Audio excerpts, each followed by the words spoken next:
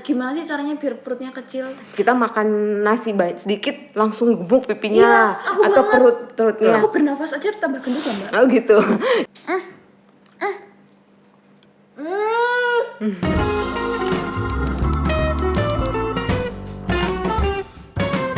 Wes iki. Ini tuh emang nggak jelas sih, Mbak. Jadi nggak ada awal, nggak ada akhir. Oh, Tiba-tiba gitu. langsung Oke. kayak pulang tak dijemput, datang tak Dan dijemput, dijemput, pulang pulang tak tak diantar. diantar. Gitu. Oke. Yeay! Halo teman-teman, balik lagi sama aku. Di sini ada tamu spesial banget kali ini. Kan tamu-tamuku tuh spesial semua, Mbak. Nggak ada yang nggak spesial. Oke. Tapi ini spesial banget sih karena multi talent. Well, please welcome to Mbak Sofi. Prok ya. Halo Mbak Sofi, apa kabar? Baik. Jadi Mbak Sofi ini tuh apa sih namanya? Apa? Pengusaha. Amin. Pengusaha muda. Amin. Iya, pengusaha muda yang cantik dan tapi selain pengusaha juga ini sebagai seorang trainer. Makanya kalau yang penasaran dengerin nyampe habis. Ya, kesibukannya Mbak Sofi apa nih? Kesibukannya sekarang tuh yaitu pagi sampai siang di tempat gym. Kalau udah siang sampai sore ke usaha. Bukan usaha full time. Sampai malam nih, sampai jam malam. 8 malam. Dari jam 12 sampai jam 8 malam bukanya. Udah jadi itu kan di tempat gym itu kan jadi trainer ya, Mbak ya. Itu udah lama belum? Kalau trainernya belum, baru, tapi kalau nge-gym udah mau 3 tahunan ya. Tapi kalau untuk baru-baru ini aja sih, baru 3 atau 4 bulanan ini baru mulai.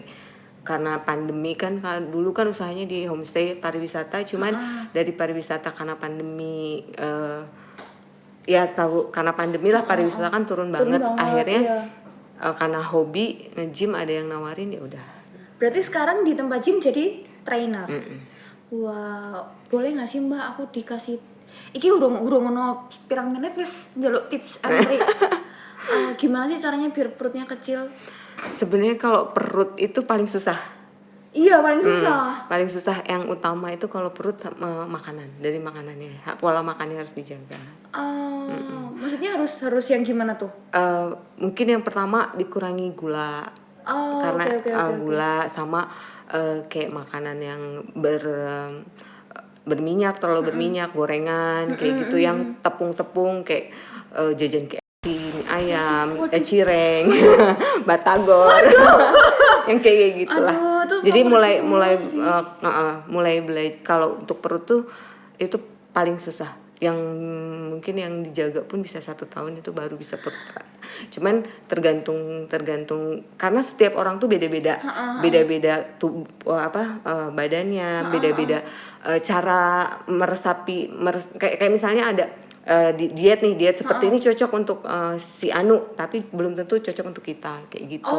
Jadi kita harus tahu dulu badan kita tuh seperti apa. Iya. Metabolismenya kayak gimana. Kadang ada kan kita makan nasi sedikit langsung gemuk pipinya, atau perutnya kan beda-beda. Ada yang perut gemuknya ke pipi, ada yang perutnya ke perut gemuknya, ada yang ke tangan. Nah, itu beda-beda, cara olahraganya pun beda-beda. Jadi harus belajar lebih banyak. Memahami diri sendiri ya. Iya betul. Aku bernafas aja tambah gendut ya, Mbak. Oh gitu. Kalau misalkan nih kita tetap makanan kayak gitu, tapi kita workout nih, maksudnya kayak ya olahraga terus sit up gitu, tetap bisa rata nggak perutnya? Rata enggak, tapi perut bakalan enggak yang terlalu gemuk, yang enggak yang makan. Karena gini, sebenarnya apa yang kita makan harus sesuai dengan apa yang kita lakuin. Kayak misalnya kita membutuhkan kalori 1.500 sehari, kan beda-beda ya setiap orang. Tapi kita nggak ngapa-ngapain, cuman tidur makan tidur nggak gerak, tapi makannya 1.500 kalori, ya bakalan gendut. Tapi kalau kamu misalnya makan 1.000 kalori, yang dibutuhkan 1.500, terus kita habis itu sambil olahraga, ya pasti lemaknya juga berkurang gitu. Kalau yang ini nih, yang kebanyakan yang di training sama Mbak Sofi ini, cewek apa cowok? Cewek sih. Cewek. Ih, aku jadi tertarik sekali teman-teman untuk ini ya, biar langsing kayak artis-artis Korea. Cuman kayaknya cita-cita sih. Cita-cita. Karena yang disebutin yang penting tuh satu sih, sehat. Nah, Aduh, itu nggak harus mau gemuk, mau langsing, mau apa, yang penting sehat. Itu iya yang sih. utama sekarang. Apalagi ya di masa seperti ini kan Iya yang paling sih. utama itu. Bener sih. Nah, terus ini kenapa dari gym terus bisa langsung cush terbitlah mereka. Oh, kalau buka usaha itu emang dari awal di Jogja. Kan aku ke Jogja dulu memang datang ke sini ketemu teman buka usaha, terus akhirnya tertarik, akhirnya belajar lah gitu dari dia pariwisata. Tapi kalau ke makanan itu memang hobi masak. Oh, ih. Aku udah buka makanan tuh macam-macam, dari mulai makanan yang biasa, yang makanan Indonesia gitu. Terus sekarang ada teman, dia juga maksudnya dia memang keahliannya resepnya ramen. Akhirnya kita ngobrol gini-gini, aku juga hobi, ya udah kita jalanin bareng-bareng. Kolaps gitu ya Iya, jadinya. kolaps gitu. Wah, udah Emang hobi. udah yang Kalau satu, masak memang hobi. Udah yang satu olahraga, yang satu hobinya masak. Sempurna sekali. Ini store-nya ini di mana? Ini masih di rumah, sementara masih di rumah karena okay. ya kan ini baru berjalan 2 minggu, kita lagi ya sambil nyari tempat, sambil coba dulu, karena kan ini udah pernah buka dan kita coba lagi dari nol. Gimana sih peminatnya, masih banyak nggak? Jadi di mana tuh di rumahnya? Tapi ada tempat yang buat makan ya kan? Ada. Di Google Maps ada nggak? Ada dong, tinggal cari aja Omah Mami Papi. Oh, kalau mau yang pengen ramen yang lezat semlidut itu tinggal cari di Google. Apa namanya? Omah Mami Papi. Omah Mami Papi. Langsung meluncur sus. Namanya gitu. Nikeru Ramen. Oke. Terus nih pindah ke lain topik. Oke. Udah apa namanya, udah ngomongin usaha ya Mbak. Maksudnya merintis usaha itu kan bukan sesuatu hal yang mudah tuh. Gimana sih seorang sosok Mbak Sofi nih yang punya jiwa orang iso meneng. Tahu kan Mbak? Tahu. Menanggapi up and downs-nya hidup. Karena kan kita kan pasti semua orang ya pernah ngalamin yang namanya jatuh bangun di hidup. Bersyukur aja sih, sama tetap berusaha.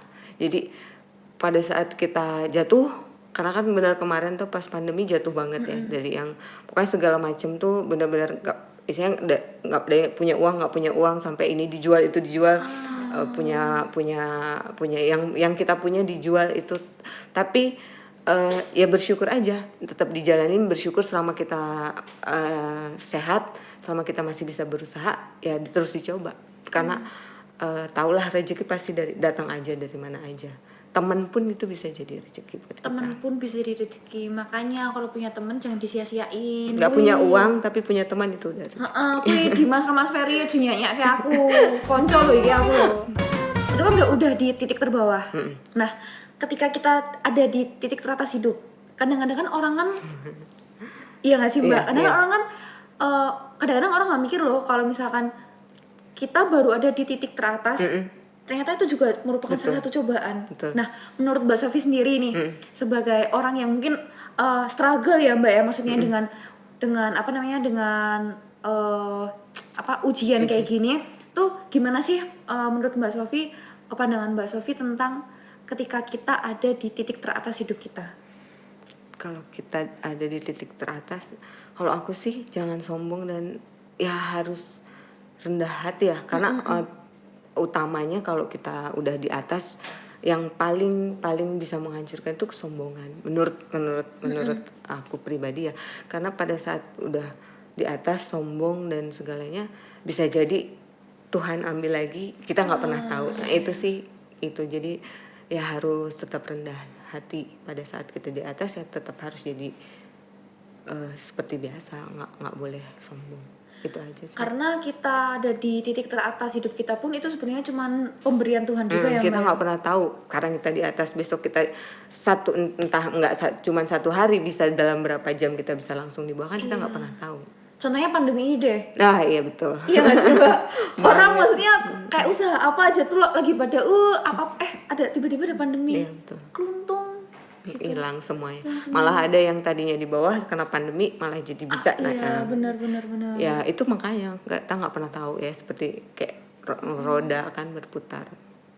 Itulah kalau menurut aku. Justru gitu. malah ini ya Mbak ya, apa namanya? Malah bersyukur sih, malah ada pandemi ini lebih banyak belajar justru malah Iya kayaknya. benar sih. Jadi banyak pelajaran kayak yang kita tadinya nggak seperti ini terus jadi seperti ini.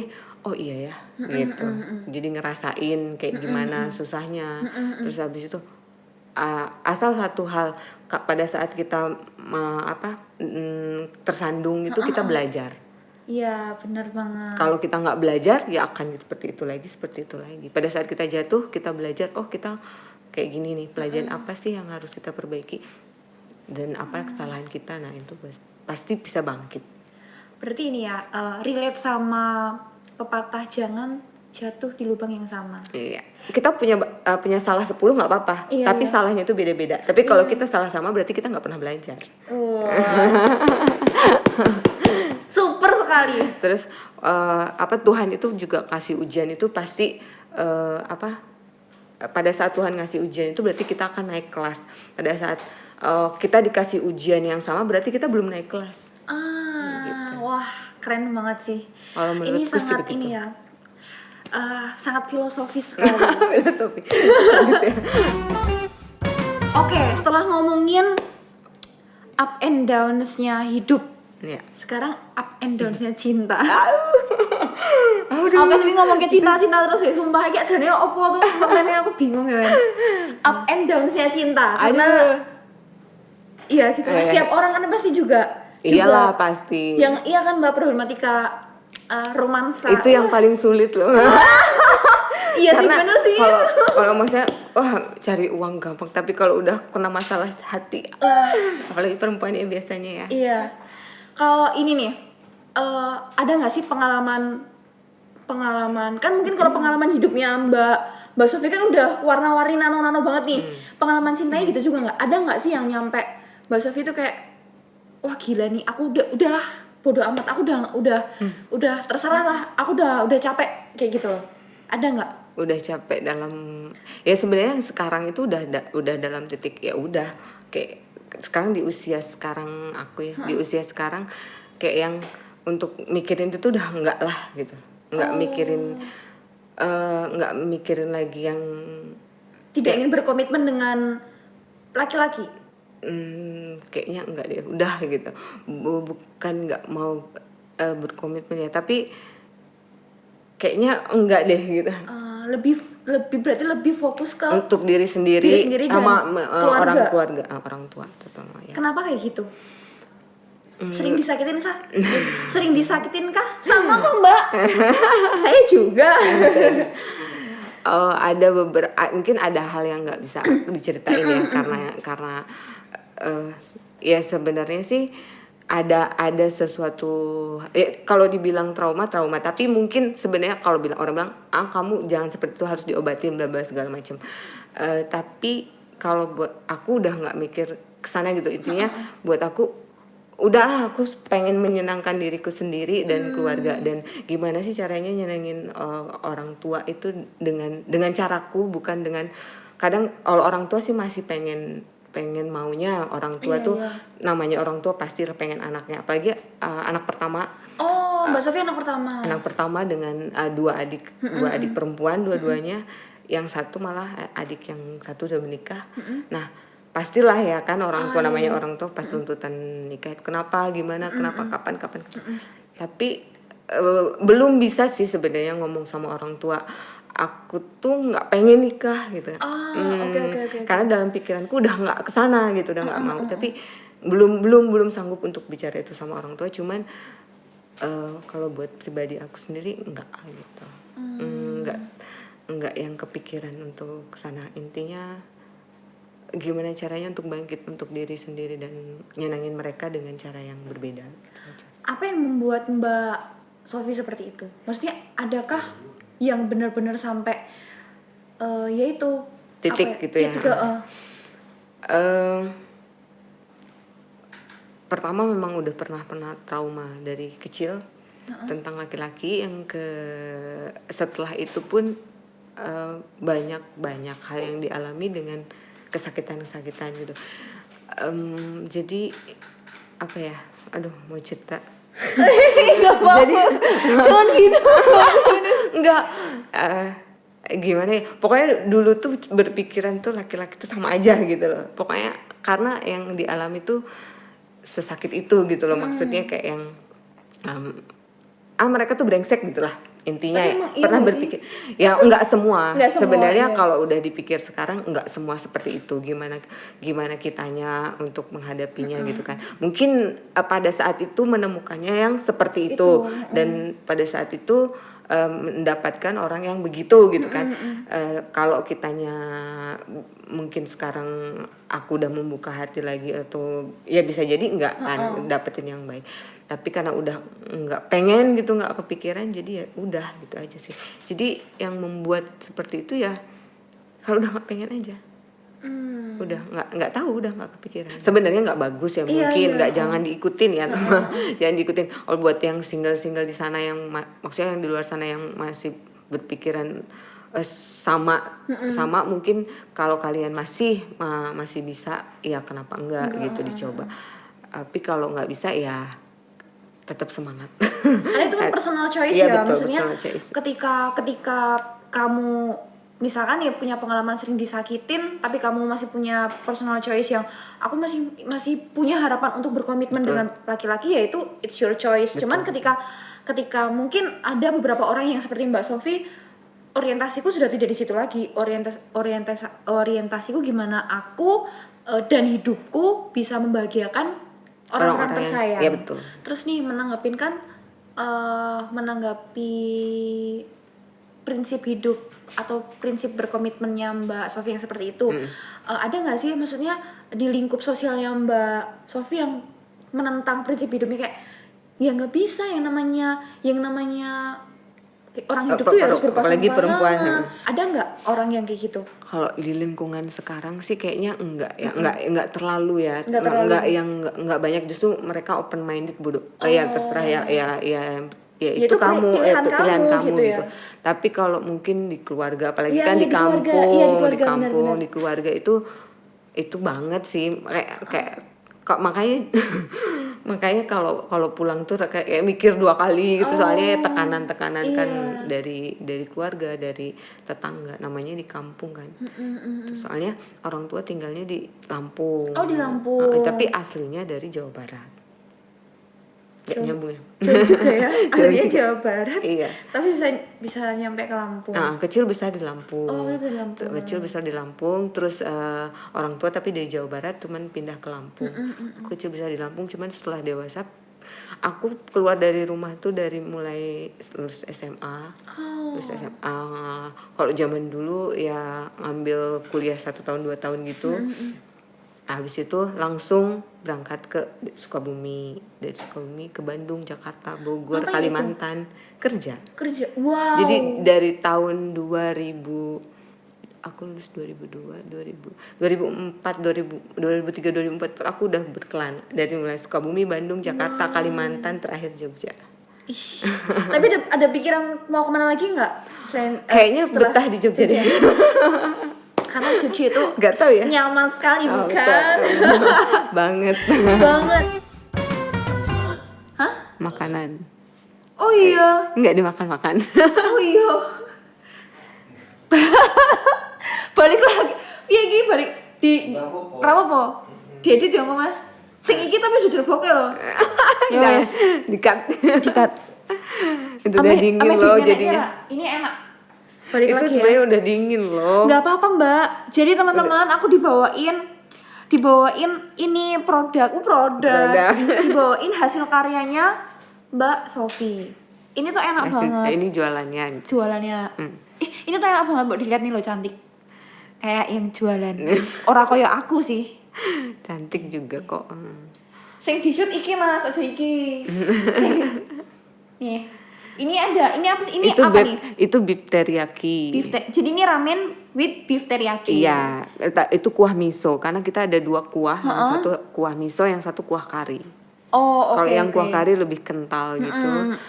ini yang kuah miso yang kita Mari kita beda banyaknya bedanya di ini juga di apa toppingnya. Kalau ini kan beef teriyaki, ada yang karage, ada yang katsu. Wah, mari kita dulu. coba. Itu udah dingin kok. Baunya aja enak banget loh. Sumpah nggak bohong. Kalau panas mungkin lebih. Bismillahirrahmanirrahim. Kita padahal udah panas. Soalnya kayak kebiasaan kalau makan ramen tuh kayak gitu loh. Coba ya, Bismillahirrahmanirrahim. Dengan menyebut nama Allah. Allah malah ya.